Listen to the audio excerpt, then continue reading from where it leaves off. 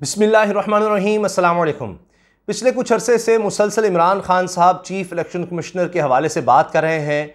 किस तरह से chief election commissioner Tehreek Insaf के ख़िलाफ़ और मौजूदा वफाकी हुकूमत के हक़ में मुसलसल इक़दाम कर रहे हैं। अब बाकायदा पूरी एक लिस्ट भी जारी की गई है कि किस तरह से तहरीक इंसाफ को नुकसान पहुँचाने की कोशिश की गई मुसलसल और अब भी हो रही है।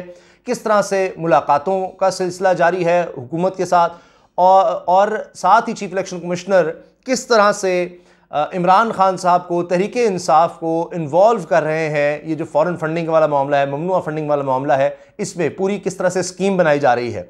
अब इमरान खान साहब ने फैसला कर लिया है और बड़ा कदम उठा लिया है चीफ इलेक्शन कमिश्नर के खिलाफ, और यह फैसला कर लिया गया है कि सुप्रीम जुडिशल काउंसिल में अब इस मामले को ले जाया जाएगा। यानी चीफ इलेक्शन कमिश्नर को हटवाने के लिए बाकायदा अब फैसला हो गया है और जो प्रोसीजर है उसको अडॉप्ट करने का फैसला हुआ है। इस हवाले से फवाद चौधरी साहब ने प्रेस कॉन्फ्रेंस भी की। उसमें उन्होंने बाकायदा इस चीज़ के हवाले से सबको, सारी दुनिया के सामने ये चीज़ खोल कर रखी, सबको बताया कि हुकूमती लोगों से किस तरह से मुलाकात की चीफ इलेक्शन कमिश्नर ने, और उनको कहा कि हाँ जी बिल्कुल हम ये ममनुआ फंडिंग का फैसला दे रहे हैं, बिल्कुल कर रहे हैं।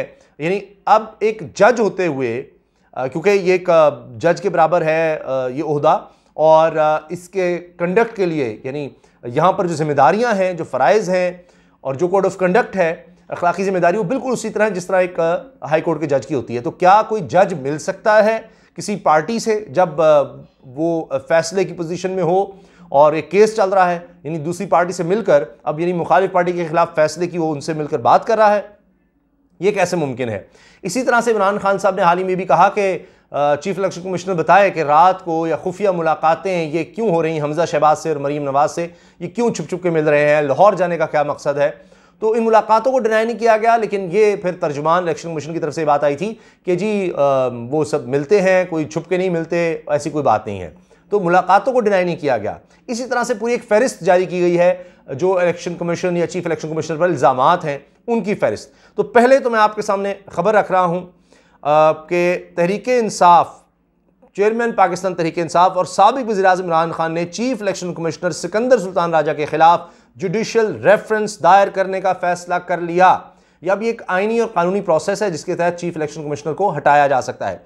इमरान खान की ज़ेर सदारत पार्टी क़यादत का अहम इजलास हुआ जिसमें इलेक्शन कमीशन अरकान की हुकूमती वफ्द से मुलाकात पर शदीद तशवीश का इजहार किया गया। ये वही मुलाकात जो हुकूमती लोगों ने की है, यानी जो अब PDM हुकूमत का हिस्सा है, वो चीफ इलेक्शन कमिश्नर से मिल रहे हैं कि इमरान खान के खिलाफ फैसला दें।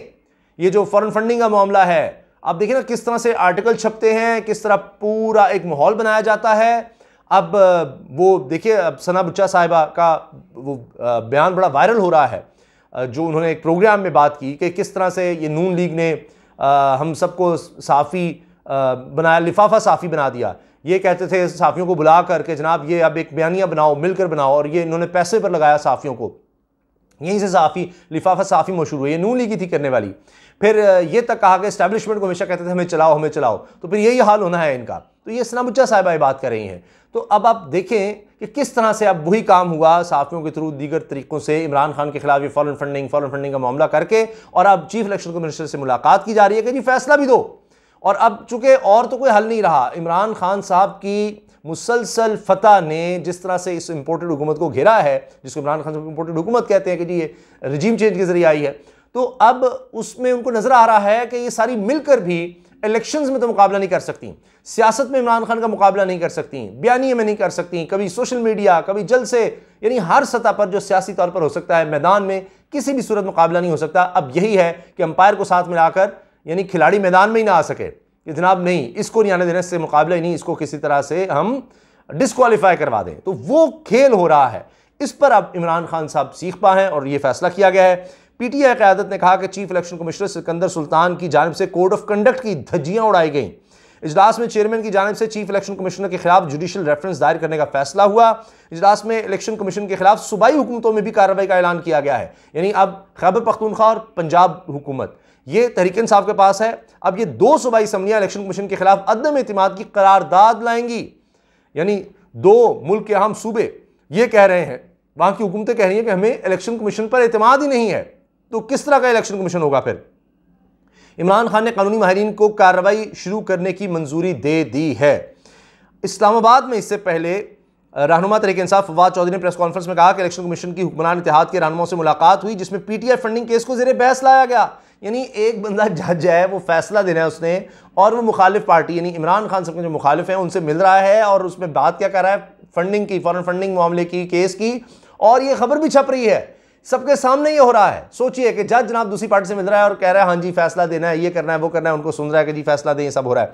फवाद चौधरी ने कहा chief election commissioner high court के जज के बराबर तनख्वाह लेते हैं और जजेस का code of conduct election commission अरकान पर भी लागू होता है।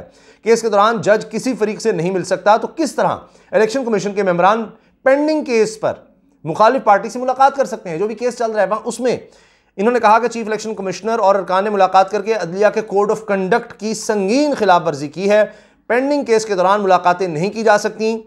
अखलाकी उसूल है। कमीशन ने मुलाकात में यकीन दहानी कराई कि केस का फैसला होगा। हम अपनी कानूनी टीम से जुडिशल कमीशन में रेफरेंस भेजने पर बात कर रहे हैं। कमीशन अरकान के खिलाफ रेफरेंस भेजकर इन्हें नौकरी से बर्खास्त किया जाए। तो इसके बाद फिर अब ये फैसला कर लिया गया है और अब इमरान खान साहब ने कानूनी टीम को कह दिया कि बिल्कुल अब इस तरफ बढ़ा जाए। अब जो पूरी चार्जशीट है वो जो तहरीक इंसाफ की तरफ से आ रही है वो मैं आपके सामने रख रहा हूं कि किस तरह से एक मुसलसल फैसले तहरीक इंसाफ के खिलाफ किए जा रहे हैं, दिए जा रहे हैं। उसमें जनाब जानिबदारी और बुग़्ज़ की वाज़े मिसाल तहरीक इंसाफ कह रही है जी चीफ इलेक्शन कमिश्नर के तहरीक इंसाफ के खिलाफ फैसले, उनमें EVM की मुखालफत, इलेक्ट्रॉनिक वोटिंग मशीन की मुखालफत की इलेक्शन कमीशन ने, ओवरसीज़ वोटिंग की मुखालफत, ओवरसीज़ पाकिस्तान को वोट देने की मुखालफत इलेक्शन कमीशन ने की, सेनेट इलेक्शंस ओपन वोटिंग कराने से इनकार किया इलेक्शन कमीशन ने, सेनेट इलेक्शन में यूसुफ रज़ा गिलानी के बेटे की पैसों की वीडियो पर कार्रवाई से इनकार, यूसुफ रज़ा गिलानी का नोटिफिकेशन रोकने से इनकार कि यूसुफ रज़ा गिलानी का नोटिफिकेशन रोकना चाहिए था, इलेक्शन कमीशन ने कहा नहीं जी हम नहीं रोक रहे। यूसुफ रज़ा गिलानी के खिलाफ शवाहिद के बावजूद नाअहल ना करने का फैसला, सेनेटर फैसल वावडा की नाअहली, PTI की तरह नून लीग PPP ममनुआ फंडिंग केसेस की रोजाना की बुनियाद पर अदम समात, यानी तहरीक इंसाफ की रोजाना की बुनियाद पर इन दो पार्टीज की उस तरह नहीं की गई, और जबकि हाई कोर्ट का हुक्म है कि सबके खिलाफ इकट्ठे फैसला दिया जाए। उस पर भी देख लें आप, मुलाकातें एक तरफ से हो रही हैं।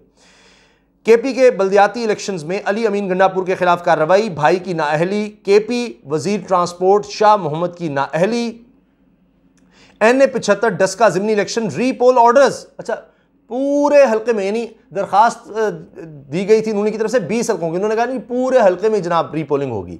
जबकि आगे देखिए कि एक तरफ यहाँ सारे हल्के में रीपोलिंग और PP 7 में रीकाउंट ना देने का फैसला। ये जो भी ज़िमनी इलेक्शन हुए 49 वोटों का फर्क था, वहाँ उन्होंने रीकाउंट का फैसला ही नहीं दिया कि रीकाउंट, हालांकि बाय लॉ रीकाउंट होना चाहिए क्योंकि 5% से कम का फर्क था, सिर्फ 49 वोटों का फर्क था।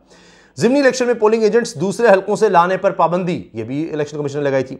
वक्त होने के बावजूद हल्का बंदियां करने में नाकामी, जिससे कबल अज़ वक्त इलेक्शंस ना हो सके। ये सुप्रीम कोर्ट में जाकर कहा था जी हल्का बंदी नहीं, हम तो इलेक्शन करवा नहीं सकते, यानी बाय लॉ आइन कहता है कि 90 दिन के अंदर अंदर इलेक्शंस करवाने का पाबंद है इलेक्शन कमीशन, जब भी इलेक्शंस कॉल हों। तो अब देखिए उन्होंने इनकार कर दिया सुप्रीम कोर्ट में। ज़िमनी इलेक्शंस में प्री पोल धांधली पर खामोशी, MPA फैसल नियाजी के इस्तीफे की अदम मंजूरी। अब ये नून लीग के MPA थे, इन्होंने काफ़ी अर्सा पहले जनाब इस्तीफ़ा दिया। अब कहने जी इनका इस्तीफ़े की समझ नहीं आ रही है, ये पुराना इस्तीफ़ा दिया हुआ था लिहाजा नहीं हमें कुछ शुकूक शुबहात हैं। जबकि PTI के 11 इस्तीफ़े जो कब के दिए हुए हैं, वो जैसी इस मौजूदा हुकूमत ने दिए आगे वो डिनोटिफाई कर दिया इलेक्शन कमीशन। मान लिया हाँ कि तहरीक इंसाफ के 11 जो इस्तीफ़े जो थे बहुत पहले से दिए हुए थे, वो सिलेक्टिव करके वो मंजूर कर लिए, और एक नून लीग के बंदे ने इस्तीफ़ा दिया हुआ है कब का, वो कहा नहीं ये भी मंजूर नहीं हो सकता। तो तहरीक इंसाफ के क्यों किए? क्योंकि हुकूमत की तरफ से कहा गया था। और यहाँ ये कि जी वोटों का फ़र्क बहुत कम था, और दूसरा ये कि हम सारे मिलकर अब इन 11 सीटों पर, यानी PPP, नून लीग, मौलाना फजलुर रहमान, जितनी भी PDM की जमातें हैं वो सब मिलकर जब तहरीक इंसाफ का मुकाबला करेंगे, क्योंकि 1000-2000 के फ़र्क से यहाँ पर कहीं नून लीग को हराया तहरीक इंसाफ के बंदे ने, कहीं मौलाना के बंदे को हराया, कहीं पीपल्स पार्टी के बंदे हराया फ़र्ज़ करें। तो इस वजह से अब तीनों मिलकर हम जब लड़ेंगे तो आसानी से हरा देंगे। सिर्फ उन 11 हल्कों में इस्तीफ़े मंजूर किए गए, चलाकी देखें, और वो इलेक्शन कमीशन ने मंजूर कर लिए हैं। और ये नहीं कहा कि बड़े अरसे से दिए हुए थे अब आकर क्यों मंजूर किए गए हैं इस्तीफ़े, तो हम डिनोटिफाई क्यों करें। लेकिन जब नून लीग का बंदा है तो उसमें ये फटा डाला है। अच्छा जी, पंजाब में सूबाई असम्बली की 5 मखसूस नशिस्तों का नोटिफिकेशन जारी ना करना, तहरीक इंसाफ कहती रही, लेकिन उनका नोटिफिकेशन नहीं जारी किया। ये जो सूबाई असम्बली की 5 मखसूस नशिस्तें थीं, इनका नोटिफिकेशन जारी किया, जबकि ये लोग डीसीट हो गए थे। और आगे ये इस मखसूस नशिस्तों पर है, जब ये 25 लोग जिन्होंने हमजा शहबाज को वोट डाला था लोटे हुए थे, उनमें 5 मखसूस नशिस्तों वाले थे जिनके लिए ऑल्टरनेट नाम पहले से मौजूद होते हैं, उसके लिए इलेक्शन नहीं होने होते, लेकिन उनका नोटिफिकेशन भी रोक लिया। अंदाज लगाएं, बाकी 20 इलेक्शंस के जरिए होने थे, वो 20 का फिर ज़मीनी इलेक्शन हुआ। मुनहरिफ अरकान कौमी असम्बली रेफरेंसेस का मुस्तरद करना। अच्छा, ये भी रेफरेंस भेजा था कि भाई मुनहरिफ अरकान जो हैं इनको डी नोटिफाई किया जाए, वो रेफरेंस ही मुस्तरद कर दिया था। फवाद चौधरी, आजम स्वाति को तौहीन अदालत के नोटिस ये इलेक्शन कमीशन ने भिजवाए थे। तो जनाब ये पूरी एक तरह से चार्जशीट है जो कि दी गई है तहरीक इंसाफ की तरफ से, और अब इस पर आगे मज़ीद कार्रवाई के लिए अब जुडिशल कमीशन में, सुप्रीम जुडिशल काउंसिल में ये फ़ैसला किया गया है कि अब बाकायदा जाकर और कार्रवाई की जाए, जो कि एक बहुत बड़ा कदम है। और पूरी तैयारी के साथ अब चीफ इलेक्शन कमिश्नर के ख़िलाफ़ जाया जा रहा है और इनके खिलाफ जुडिशल रेफरेंस जो है उसका फ़ैसला हो गया है। तो देखते हैं कि इसमें अब क्या होता है, क्योंकि इमरान खान साहब अब फुल जानाना मूड में हैं। आप देख रहे हैं पंजाब हुकूमत में किस तरह से हो रहा है, लोटों के ख़िलाफ़ जिस तरह से इमरान खान साहब ने किया है। अब जहाँ जहाँ आप देख रहे हैं कि इमरान खान साहब को लगता है कि इन लोगों ने गैर आइनी गैर कानूनी तौर पर किरदार अदा किए हैं, उन सब के खिलाफ एक एक करके इमरान खान साहब जा रहे हैं, चाहे कोई बड़े से बड़ा अहदेदार चीफ इलेक्शन कमिश्नर ही क्यों ना हो, जबकि पता है कि वो कितना नुकसान पहुंचा सकते हैं इमरान खान साहब को। वो जो ममनुआ फंडिंग केस है उसमें वो बिल्कुल नज़र आ रहा है कि किस तरह से फ़ैसला देने की तरफ जा रहे हैं और मुखालिफ पार्टी से मिल चुके हैं। तो अब इमरान खान साहब ने फ़ैसला कर लिया कि नहीं, ये इतनी आसानी से नहीं कि ये जो बॉल टेम्परिंग हो रही है या मैच फिक्सिंग हो रही है, ये हम ऐसे नहीं होने देंगे। इजाज़त दीजिए, अल्लाह हाफ़िज़।